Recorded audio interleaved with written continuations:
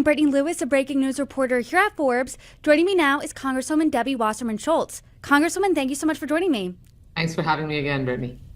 In the 2 weeks since President-elect Donald Trump won the election, he has been busy assembling his new administration. He's nominated some of your colleagues from the House, former Democrats, as well as some Fox News hosts. Before we dive into specifics, what are your overarching thoughts on the new cabinet picks?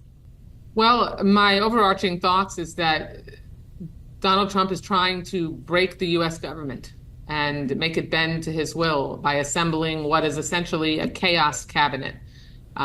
He's quite literally putting together what I would describe as a Star Wars cantina of people who are not qualified or would be dangerous to our national security. Now, look, I mean, when you win the presidency, you obviously have the right to nominate who you wish to serve the American people. But and that would be people like Marco Rubio and Mike Waltz, for example, for Secretary of State and National Security Advisor, neither of whom I agree with on very much, but who are certainly qualified for those roles.